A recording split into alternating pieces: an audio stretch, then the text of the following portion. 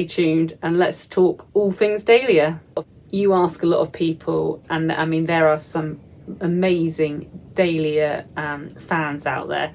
Dahlias are such a versatile and popular flower to have in your garden. There are dahlias that are suitable for lots of different situations, and they have lots of different flower types and forms as well. So there's usually something that everybody will like, a kind of huge array of colours. So you can grow dahlias if you want to grow them for pollinators. Dahlias for pollinators, you want them to have the centres visible, the pollen there, that the bees can see. There are some beautiful single dahlias for this. One that I grew last year was Mexican Star. Oh, the bees loved it. I always also grew one, Hawaiian Sunrise, might have been Hawaiian Sunset, something like that. That was a lovely pinky coloured one. And then a really good one for containers that I've grown before is called Happy Single Kiss, and that's a beautiful, really on-trend colour, and it looked lovely in little jam jars in my kitchen. So as well as the single dahlias, you also have collarette dahlias. I'm not sure if I'm pronouncing that right, but they also have their pollen visible for pollinators, and they come in, again, a lovely selection of colours. And then some of the Bishop's dahlias, they're sort of singles. You can see here, really lovely colours. So there's definitely a colour and a type for you. So they can be popular in wildlife gardens as well in more formal gardens as well. So if you're just looking for something for the bees, they absolutely love it. In fact, they don't just like the pollen.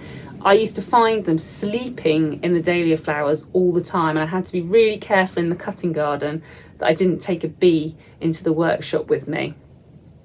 So dahlias will be a really popular choice with the bees. You can still grow dahlias even if you don't have a huge amount of space.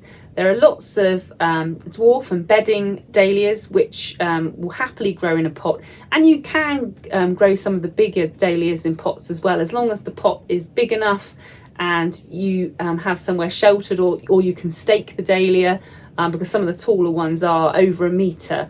So you want to make sure that they don't get blown over in the wind, but you can still grow those varieties in a container.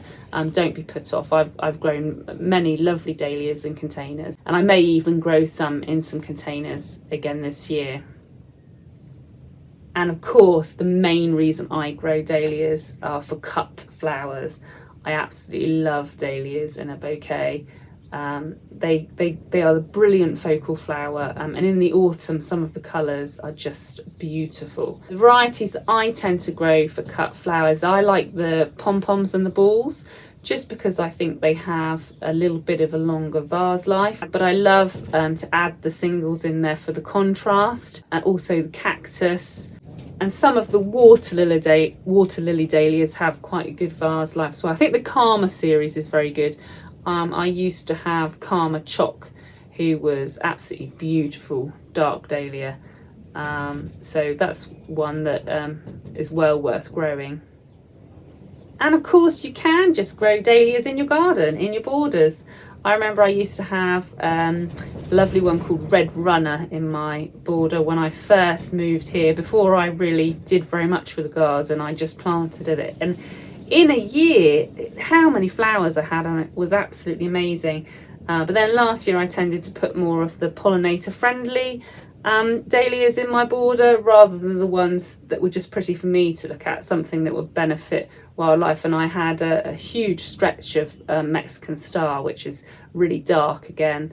I don't think I've got any Mexican Star that survived, unless there's the odd tuber I left in the bed in the garden. So fingers crossed, we will wait and see. Okay, so they're all the different types of dahlia that you can grow in your garden. So when you're choosing your dahlias, you can think about all of those things. But also there are different ways you can start dahlias. The one that you're seeing all over social media at the moment is tubers, and a very popular way to start dahlias. And the reason people are starting their dahlias now on social media is because they want to get the dahlia started a little bit early so they can take cuttings from the dahlia and thereby multiply their stock. And that is why it's mainly large scale growers that are doing that, because they've got loads of room and they've got loads and loads of room for dahlias. If you don't have a lot of room, it's not really that beneficial for you to take too many cuttings, because then you won't have anywhere to put the dahlias. But if you've got enough room and you think, oh, I'd like 2 of those or 3 of those, then now's a good time to pot your dahlias up to be able to take cuttings. If you're going to start your dahlias now for cuttings, just be aware we are still only in mid-March. They need a lot of light and they will need warmth, and they definitely need to be somewhere frost free. If you can fulfill those requirements, then go ahead. But it is a bit of a risk if you're just going to put them in a cold greenhouse. And because they've got all the nutrition they need to begin to shoot in the tuber, it's quite a good idea to use quite sandy compost. I use just a lot of builder sand in with my compost, and then of course when they get in the garden they get all the extra nutrition to grow on from there. That's one of the tubers, and that's a really good way to start. Do you need to pot your tuber on before you grow it, or can you just put it in the ground like a daffodil bulb? Well, that depends very much on your site. If you are going to put them straight in the ground, I wouldn't put them in the ground now. I would put them in the ground when it's warmed up a bit and dried up a bit, because there's still danger of frosts. I know people do overwinter their dahlias outside, but usually if they've done that, they've got a nice free draining area in the garden, and they probably have put a really heavy layer of mulch on top to protect them over the winter. But it's not guaranteed that dahlias will survive over the winter. It can be a lot to do with the season. But if you've bought your tuber like this and you just want to plant it in the garden, wait, okay? Just be a little bit patient. But if you do want a head start, which is what I tend to do, you can pot them up. The reason I pot my dahlias up is because I have a huge slug pressure here. And what happens if my dahlias start trying to grow in the garden, these tiny little shoots, the slugs just keep coming at them and they keep taking off the young shoots and they just don't have a chance.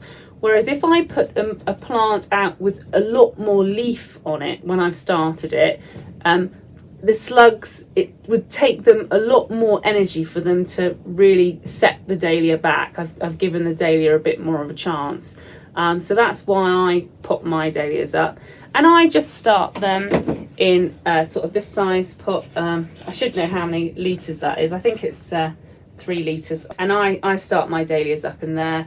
And I let them get to a pretty good size. And then I'll plant them out in May when all the danger of frost has gone. And I will do a few cuttings because I have got room. So I'll probably start, how many varieties? Not all my varieties. We'll go into that in a minute, because I've only got tubers of 5 varieties, I think. So I'll pot up those 5 and I'll take some cuttings from those. So that's tubers. But there are other ways you can grow dahlias. And one of the easiest, ta-da, is, yes, you can grow your dahlias from seed. I've done it many times before, and yeah, huge varieties. You can still grow from seed, all the different shapes. You can grow the pom-poms, the cactus. These are the bishops. You can grow them all from seed, and it is fairly straightforward. I don't find dahlias any more difficult than anything else to grow. I think they're really straightforward and quite easy. You do need heat and light. So if you're starting them now, you want to start them in a heated propagator or on a mat or something, or you can wait and just wait for it to warm up a bit and then start them then. But it's a really inexpensive way to grow them. And the brilliant thing is by the end of the season, these dahlias would have created their own tubers that you've got ready for next year. Highly recommend starting dahlias from seed. It definitely is a cheap way of doing it. The reason lots of flower farmers don't do it is obviously don't know which specific ones you're going to get. You might plant these seeds and they might all come out yellow. If you're collecting your own seed at the end of the season, just be aware that your dahlias probably won't be true to type because there will have been a lot of cross-pollination, but the tuber that you dig up will be the same as the flower that it grew from. So definitely highly recommend starting your dahlias from seed. I'm only going to start these ones this year because I'm trying not to buy any more packets of seed. So these are ones that I did a couple of years ago. I had a brilliant red and a brilliant orange. I don't think I had any of the yellow, so it'll be interesting to see what we get this year. But I think I'm gonna start some of those today because I've got a space I've made in my heated propagator, so we will do that. Now there is an even easier option than that. Don't worry, you know, it's not a cheat. If you haven't got a lot of space at home, say you've got a courtyard or something, you haven't got a greenhouse and you would still like to have dahlias in your garden, then you can buy pot ready plants from your garden centres and nurseries. Not yet, because obviously they're not frost hardy, but a little bit later in the season. And basically the nurseries will have potted these dahlias up and grown them on, and they will have them hardened off, so they'll already be outside at the garden centre and they can just be planted straight into your garden. So that's a great way of buying dahlias. And you'll be able to see exactly what variety you're buying, whereas with the seed, as I say, you don't know exactly which ones are gonna come out of your mix. They're quite good if you go to the nurseries, especially for the container ones, the dwarf and bedding ones. You can still get some of the taller varieties there as well, but it's certainly an option if you don't have a lot of time or a space and you would still like to have some dahlias in your garden. So look out a little bit later in the season for those. And there is another option, which is how I've ordered some of my dahlias this year, and that is to order mini plants, which essentially the growers have started their dahlias possibly even in February, but they'll be in heated greenhouses and have all those luxuries. They will have taken the cuttings, grown the cuttings on to be a nice small mini plant, and then they send those out to people who've ordered them, depending on their circumstances. So when you order them, you write if you've got a heated greenhouse, unheated greenhouse, or if you've got nowhere, and they're very clever. They will then send you your mini plants at the most suitable time for you to have them, to harden them off and plant them out. So I've ordered several like that. So this year I will probably only have one of each of those, although last year when I pinched them out, mini plants, I did root the pinchings out, the cuttings that I took, and a few of them did flower, but it was just a bit of a push for them to produce the tuber. But they still flowered, so I still had odd stems off them, so I might well do that again. But what I will do is with the ones that I get in mini plants this year, when they produce their tuber, this time next year, next spring, I will definitely be doing cuttings of those because I'm only going to have one of each of those. I have done a video about those, but just in case you haven't seen it, I'll just tell you which ones I've ordered as a mini plant, if I can find it. Oh, here we are. Okay, so the ones I've ordered as mini plants, and I probably won't get those until May because I've stated that I've got an unheated greenhouse, are Newlands Josephine, Rycroft Blackberry, Amy Cave, Jamanda, Croft Jill, La Corbière, I'm not sure if I said that right, Pulverton Christabel, and Rosemary Dawn. The only one I've grown before is the Rosemary Dawn. Although I've gone for all new dahlias this year, I just couldn't bear to be without Rosemary Dawn. So that one I have grown before. So they will be mini plants. I will only have one of them. I won't get them until late May, and then I'll grow them on a bit, harden them off, and then plant them out. Tubers, so these ones are ones that I ordered in tubers, are Yellow Jill, Ambition, Frem de Cassis, Cornell Bronze, Mama Naomi, Cyanide Jill, and Joshua Joey. And then I'm going to plant a load of these Bishop's Children. And rumour has it that a friend of mine may be buying me a dahlia as a belated birthday present. And I was told to send my selections. And I decided to choose give a choice of two of the dahlias that I lost in my huge death of dahlias. I know I've spoken about it before, but I said brown sugar or Zunder Mystery Fox, because I just because. No reason, just because. So that's my dahlias.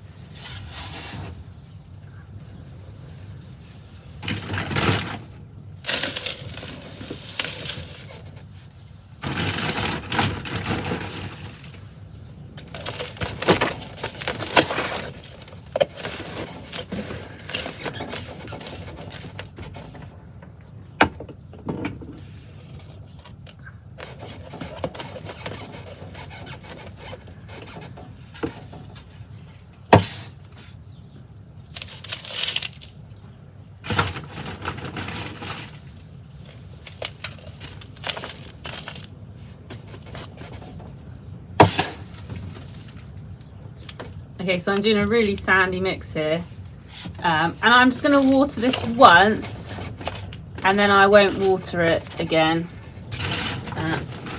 until I see some real root growth out the bottom of the pot. So you don't want to bury it too deep if you're doing it for cuttings, because you want to be able to cut off the shoots. Okay, ooh.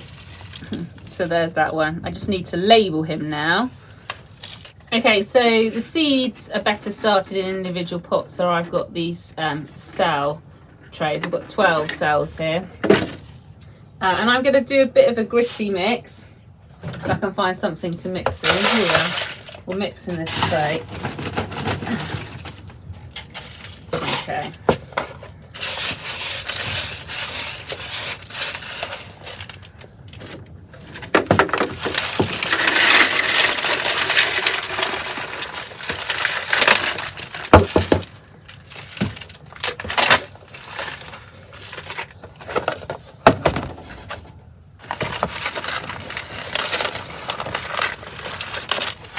So I have a nice gritty mix in the bottom of the cells, and then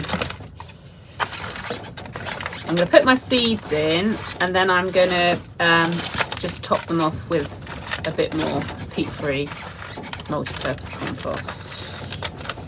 Okay.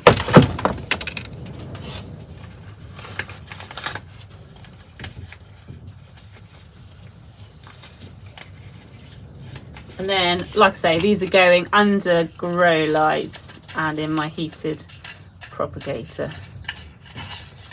Oh, come on, I've got a 12 tray here. Okay, let's see.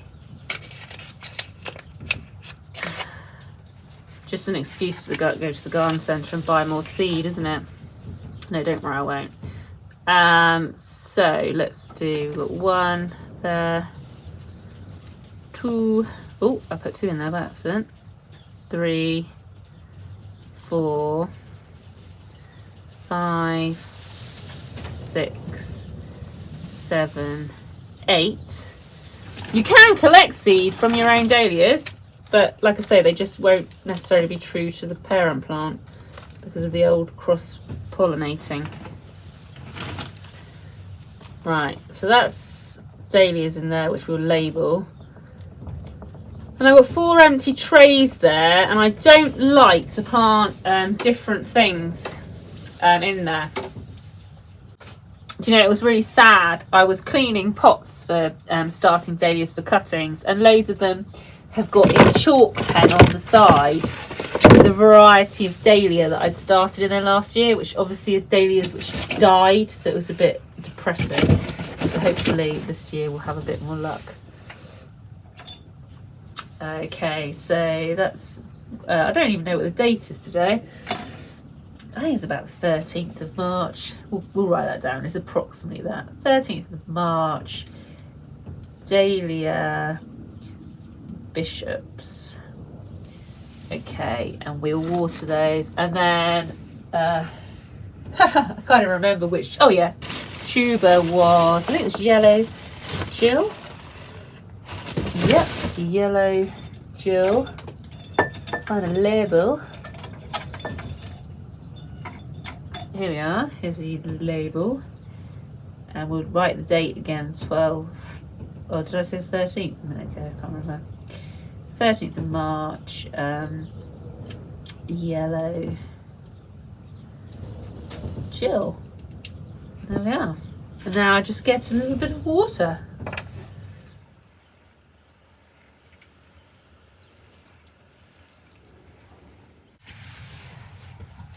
What I will do with the empty cells, because I didn't check how many seeds I had before I started sowing, which was a bit rookie, is use your brain.